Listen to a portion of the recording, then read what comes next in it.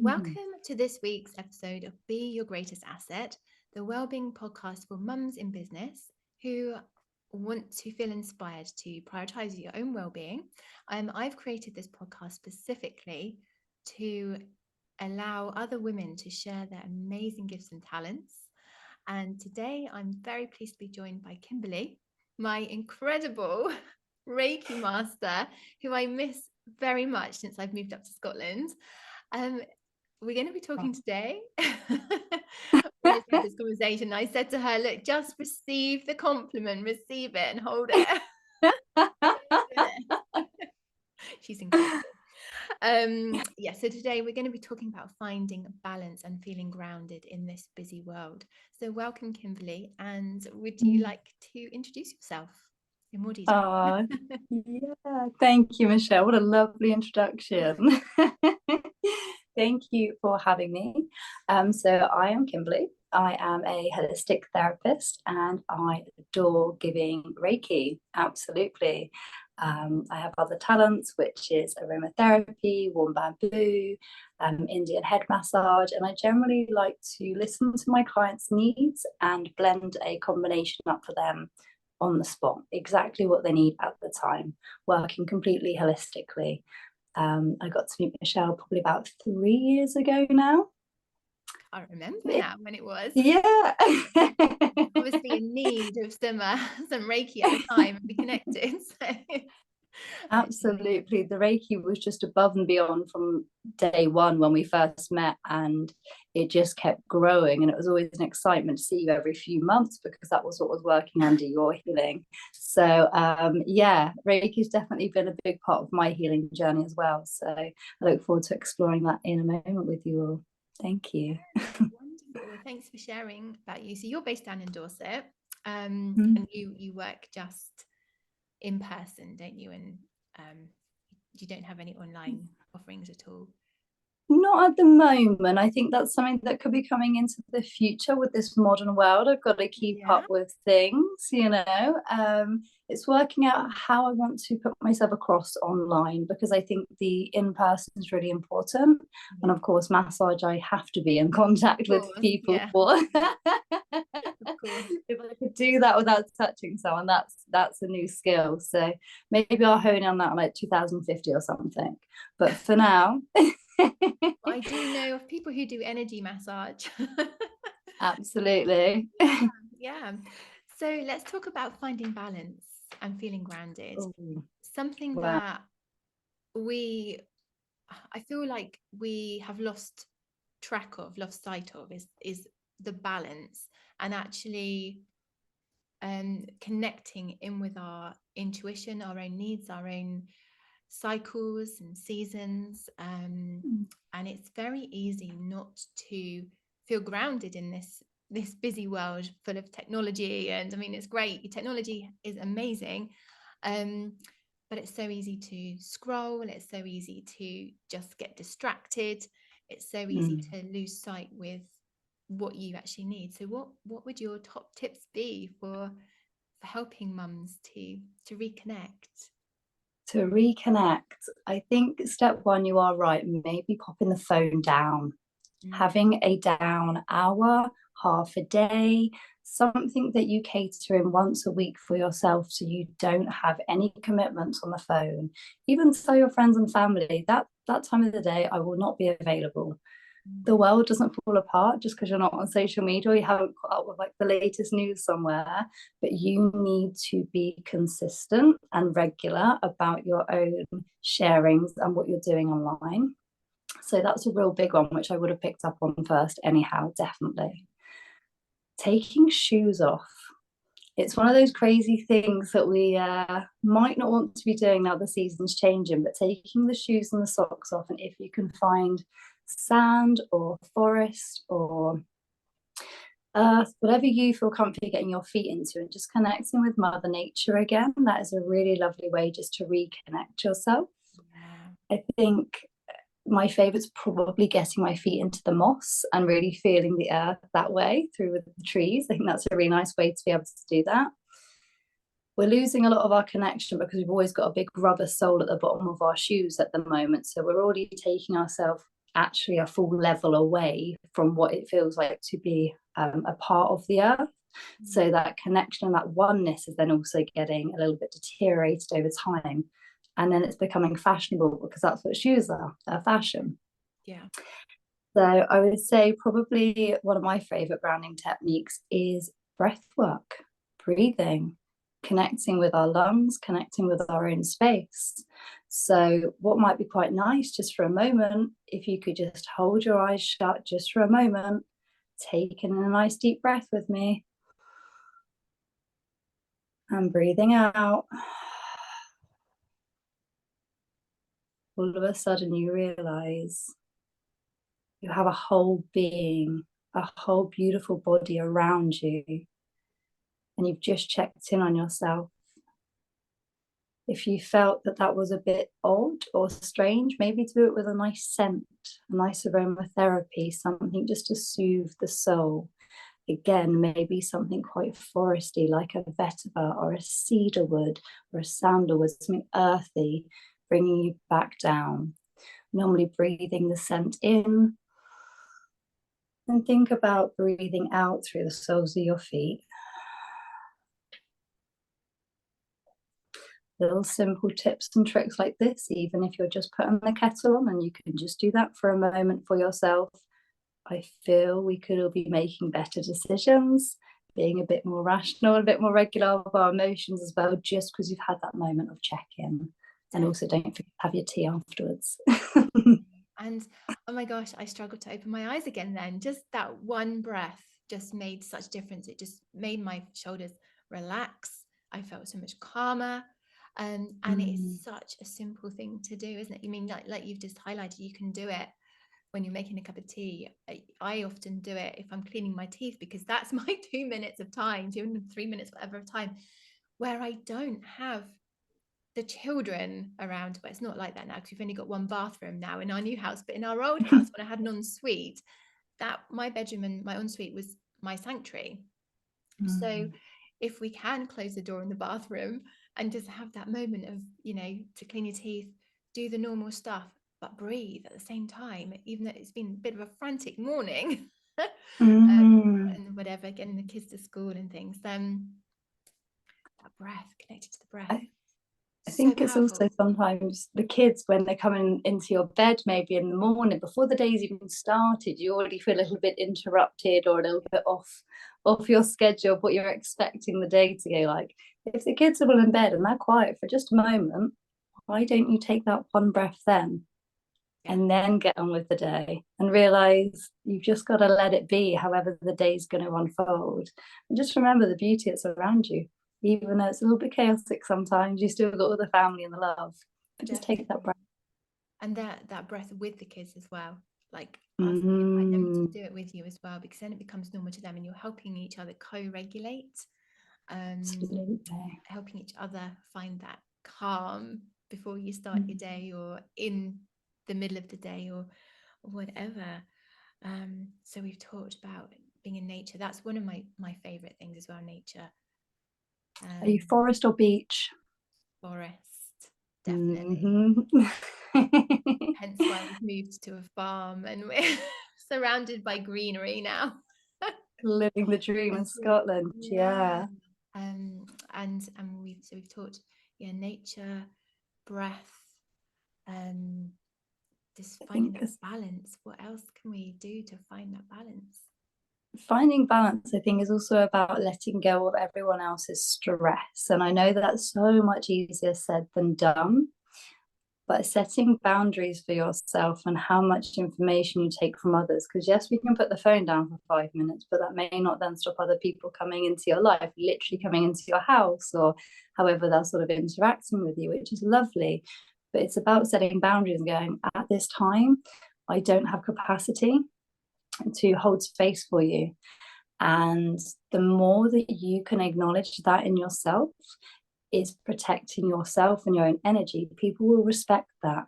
They won't think you're bad or how can you possibly not give them time, but they will respect that you need a moment to yourself or to continue doing whatever task you were doing, and they will respect that they can then go and work on themselves or get back to you on a later date. That's not an issue.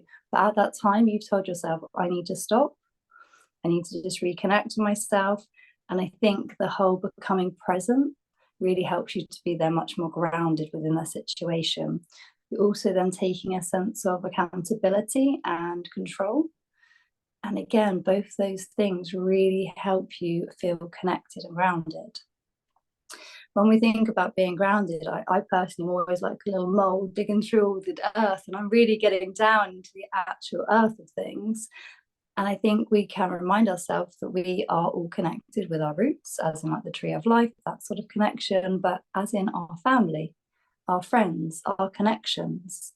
So instead of always maybe narrative around the children, which I know that's what life has to be when you become a parent, is there something that you can go, no, on a Saturday at 4 o'clock, I meet with the friends and we just have a natter and it's a no kid time or something. That adult connection, that will help keep you grounded and probably quite sane. Yes, and it's something I'm craving at the moment because I'm here on my own with my boys. My husband's still down in Gary's still down in Dorset. And yeah, I crave that connection, that adult connection, because I work from home and it's can be quite difficult sometimes. Like it's been quite an emotional time. And this morning I connected with my gratitude journaling. I just sat myself down and I just remembered I switched off from the phone and everything, and I just gave myself that time. I set that boundary. Like I could feel my heart calling me, like you need to focus on the things that you're really grateful for right now. You need to write it down and get it really, consolidate it. And I felt like $1,000,000 after I'd taken that 10 minutes for myself, honestly, like from feeling quite lonely and low, really picked me up. And I found that balance again. I suddenly felt more energized. I felt more motivated to face the day. I was suddenly happy in my own company again. And yeah, I think journaling has a big part to do with, again, keeping us grounded. It's, you can either do a gratitude, you can journal, you can do whatever you like. And I think we need to get out of this structured mindset that journaling needs to be either neat or in a certain way or anything like that. It's really not anything to do with that. If people are quite new to journaling or haven't really experienced it before, getting pen to paper and just writing down something that's happened in your day which has been wonderful, and if something in your day that's been quite hard going, you haven't quite managed it, maybe put it on pen to paper, because I have a chance that you may feel quite a bit better by just seeing it in black and white and being able to digest it a little bit better. It may also help you describe that feeling or emotion or whatever to someone else, so they're a better understanding with you. And again, that's then bringing you back down, if you're not, just like you said, away from maybe like an anxious mindset or a very flustered, busy day. It just gives you a moment just to reflect and write down. I really get when people say they haven't got time to do these things, but everyone has the time to scroll. So if there's a time to scroll at the minute, there's obviously, we can maybe change some of those times to be doing something else. We've still got notes on our phone, we can still be doing these things. So it is to hand, but everything is a choice. Absolutely. This is one of my big things. This is the big thing is creating more time in your busy days, like that, finding that work-life balance, finding time for the things that you love. I believe that where there's a will, there's a way. And if the will is strong enough, you will always find the time or the money or the energy. You will always find it, but you have to want it enough and you have to prioritize it. It has to become a must instead of a should. And this is where like the boundaries come in as well. You you have to make that choice that you want it, and then you have to decide it's a must rather than a should. And then that's kind of like becomes your boundary. It's like your non-negotiable. I am going to achieve this. I am going to create this time for myself. I am going to feel like this. I will not tolerate feeling like this, or having that person talking to me like that, or affecting me like that. That person will still talk to you like it, but but how you respond even to how they've spoken to you. So that's, yeah, boundaries. Absolutely. I Finding. think going from what you said is also the positive mindset. Mm, I think we're a little bit too easy maybe to say this day and age of all the things we don't have yeah. and where we're not in life. Mm-hmm. And having that scripture in life only creates it more so. So everything that you're saying will be mirrored outwards. So when you start having a bit more of a positive outlook, I have got a lovely, healthy family, or I have a lovely home. It doesn't matter if the home is not as big as you want it to be, and it doesn't matter if it's not as clean as you expect it to be, and all these crazy expectations that we want it to be bigger and better. We have this constant future thinking that tends to then get us in again to that anxious mindset, bringing us into the present and going, I actually do have a really lovely home, considering how the rest of the world is at the minute. And I do still have a lovely family and I've still got food on the table. That then brings you back down. So it brings into the gratitude, the positive outlook. When we start delving into that just a little bit, it's not so woo-woo. There is a lot that goes on to that. It really does help change the mind and grow us into a more positive outlook of life. So yeah. And then I mean, what I love the woo-woo side of life, the spiritual side of life, but there is so much science backing it now. Meditation, mindfulness, the Reiki, just, you know, all of these therapies, they've got research behind them now to, you know, to prove like the functions of the mind and how meditation, Reiki, all of that affects different parts of the mind, how the aromatherapy affects the different senses, and emotions and things. And it's incredible. It's all the subtle bodies, isn't it? It's all the subtle bodies. We're in, it's called Mother Earth, yet it's somewhat a man's world, but we still have subtle, beautiful female bodies. And it's not about going against genders, none of that at all here. That's not what I'm trying to get into. But what I'm saying is, especially as females and especially as mothers, you are creators. Absolutely. You are creators of your life, what you want it to look like, how you want it to be. If you are a mother, you have already created life. You've already done the most phenomenal job ever. The hard bit I really respect can be afterwards, and it is probably never ending. Yeah. But we've got to check in, haven't we? We've got to check in on that subtleness, those more gentle sides of us. And that's where aromatherapy really has helped me, helps check in my mental body. So I'm then able to engage with my full body, and I get a mind and body then like tandem of correspondence, instead of my body just on autopilot and my brain firing off all these future worries and thoughts. Again, coming back into oneself, that grounded mentality is then really helping me go forward with actual action. So these positive thoughts that I was thinking, or that manifestation or that future goal that I may have, I'm able to achieve it because I'm coming from a more grounded position than coming from a frantic, not really knowing where my feet are. Because we don't know where your feet are, then how can you make the next step? You're coming at it with a very calm and soothed nervous system. That's the essence of everything. All of these therapies is they ground you. They relax your nervous system. They take you out of a state of fight or flight, which is the way of the world. It's the way the world and society has taught us to be, or to do, I should say. To do. And when we can embrace all of these beautiful therapies, aromatherapy, Reiki, massage, taking walks in nature, realizing that we're all connected, like through, you know, heaven and earth through us, kind of thing.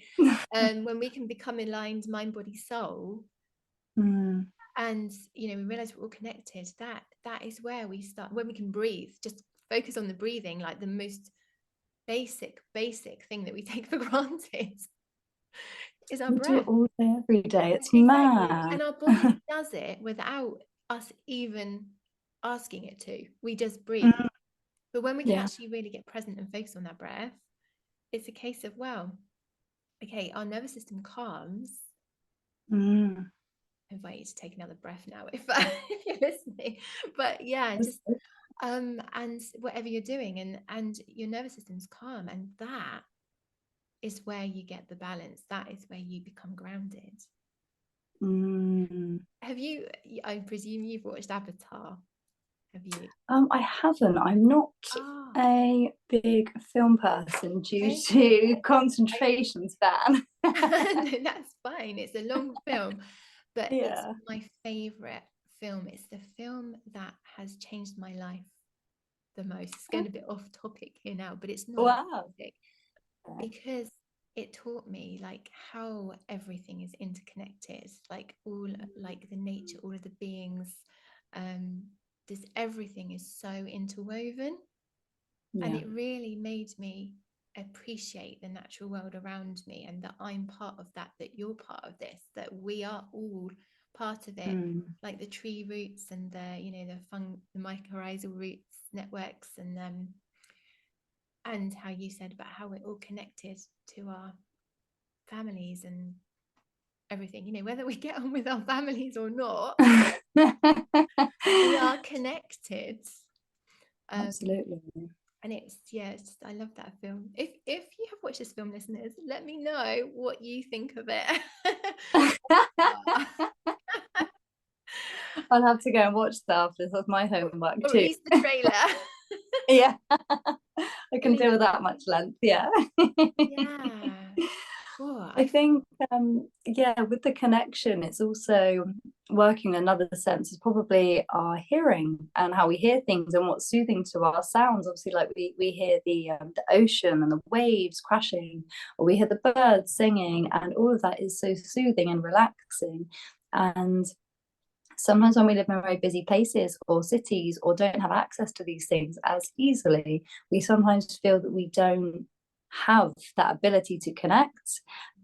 But I do think that we will have a phone or maybe a YouTube that we can get our hands on, and we can look into different sounds and different things that can help calm us down. So in the morning, if it is a bit of a stressful day, you could always put on a nice sort of frequency or something into the backgrounds.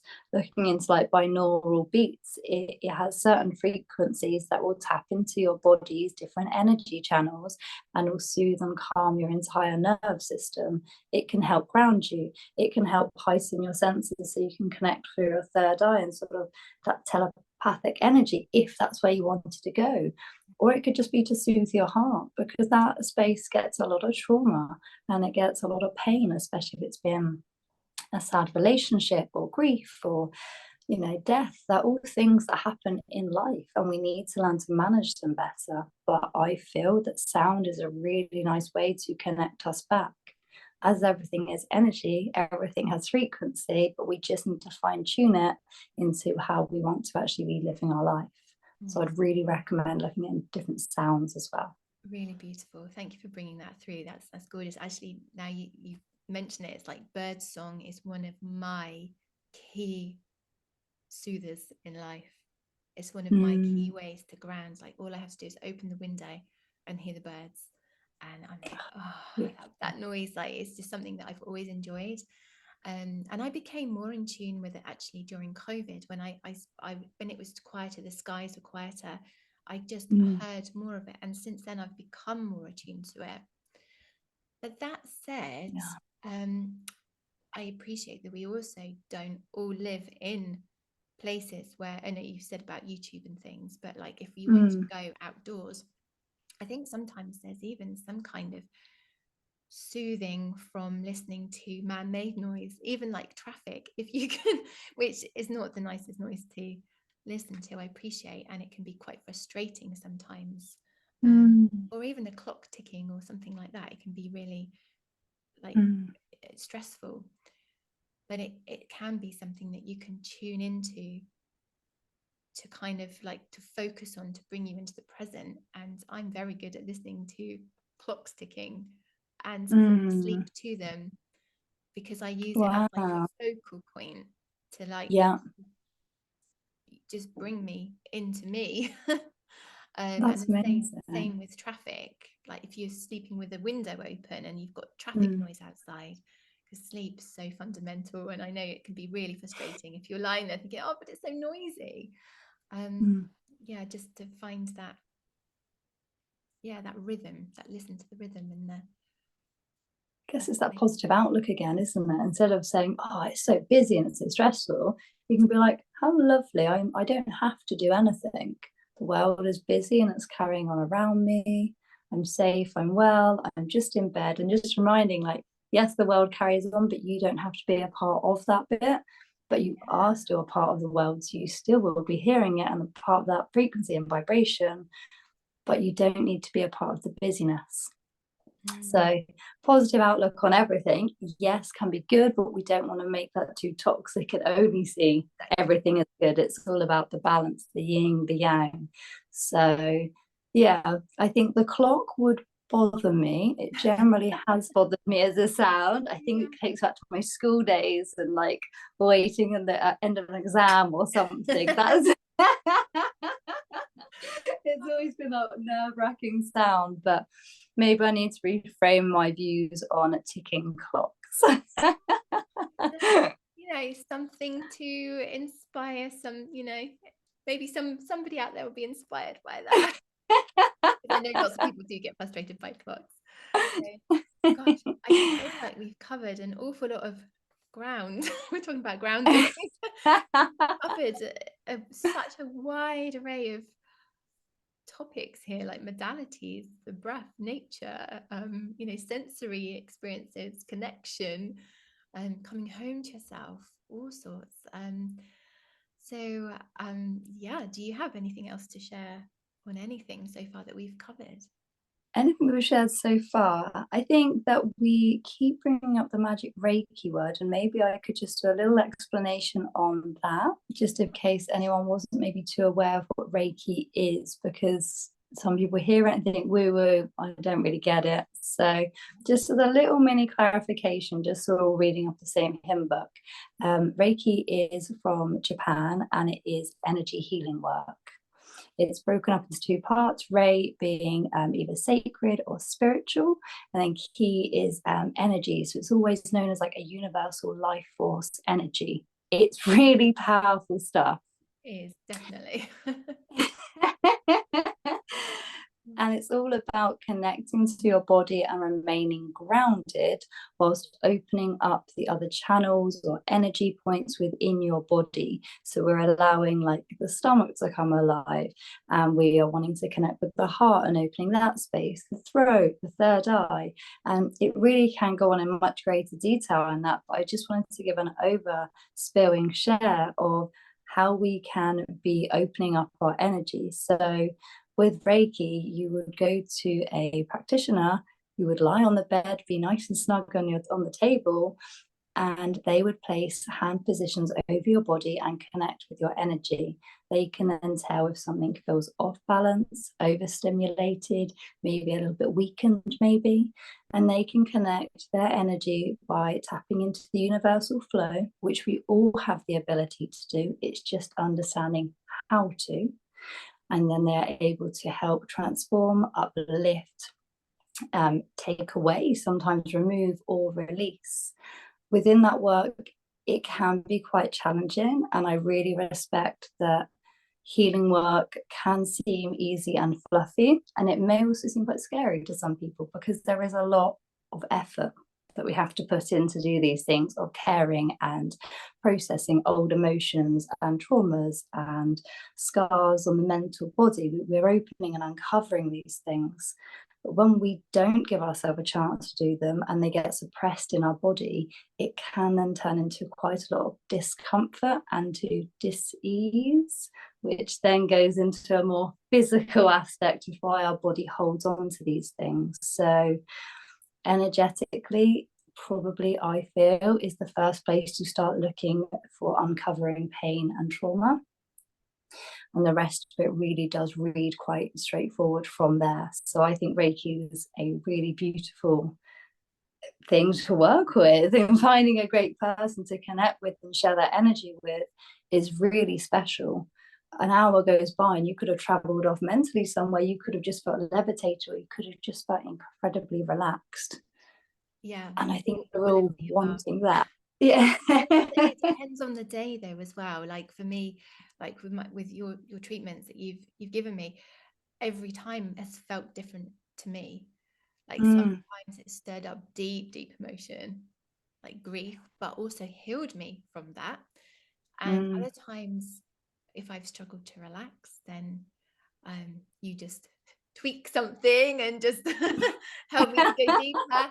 Or sometimes I feel like I've had the deepest night's sleep ever. Other times, my mind is still whirring, but my body feels relaxed for a change. And it's just so nice to just know that I'm not doing anything for once, and I don't have to be anywhere. And it comes with lots of different experiences, really, but it's exactly what you need in the moment. It is very powerful, and I would highly recommend you go visit Kimberley. Definitely. I will put your details, your contact details, in the show notes, so anybody looking for a Reiki practitioner, therapist, or a massage therapist can go check you out, go find you, track you down. Thank you. And do you want to share anything else about how people can work with you? So right now I am transitioning to be pretty much mobile therapy only, which is a really nice way to be working, because I'm really enjoying interacting with people that are already calm. It's when people sometimes have come and visited me before, it's lovely, but it just takes me a few minutes to calm down. The car park didn't work, or this didn't happen, and blah, blah, blah, blah. So when I've been going to people's houses and I literally just take 5 minutes just to set the table and everything up, you're in your own home, so you're already comforted and calmed. And then working the treatment like that, I feel is really nice, because then once I'm finished, it takes me 5 minutes to pack up and then you're home. You can literally go to bed if you want, or you can just have your dinner and just be in your pajamas. I think that's really nice. So working on a mobile basis, and sharing the details at the bottom. You can find me on Instagram. You've got my website, but I'll leave all the details at the bottom, so it's nice and easy to link us up. So thank you very much, Michelle. It's great. Happy to chat about your work. And do you have any last words of wisdom at all for our listeners? Last words of wisdom: don't take life so seriously. Love it. I think keep it simple as that. Don't take it so seriously. We used to be so fun-loving, caring and free, and then someone gave us a bill once and we felt we needed to go serious. I don't really get why we started doing that. We need joy. It keeps you looking young. I saw the most beautiful quote. That's really beautiful. I love what you just said. And just to kind of add on to that, I saw the most beautiful quote earlier. It was, adulthood is the childhood that you never had, or that you wished you had. Make your adulthood the childhood that you longed for. Because it's all within your reach. It's all within your power. You're the one calling the shots. You're the one who's empowered to make the choices and decisions and earn the money and travel, do the traveling. You don't have to rely on anyone. So, you can just get up and go if that's what you want to do. And we sometimes get a bit stuck in our head about we can't do certain things, or we got told once that we shouldn't do that, so it becomes a belief, and that's a whole different conversation in itself. But it's realizing that you can just open the door sometimes and leave. Please make sure your children are safe, of course. But of course, but take them with you on the adventure. Absolutely. They love an adventure outside. Yeah. My boys love an adventure. Oh, that's amazing. Well, thank you so much for sharing all your wisdom with me. It's been such a pleasure to talk to you, and I do feel like we've packed a lot into that half an hour. That every single point that we've talked about merits at least, I don't know, another hour each. But it's like the whistle stop tour to find balance and to find calm and to feel grounded in life. And life feels really hectic and overwhelming. So thank you so much. Bless you. Thank you so much for having me. Bye. Bye.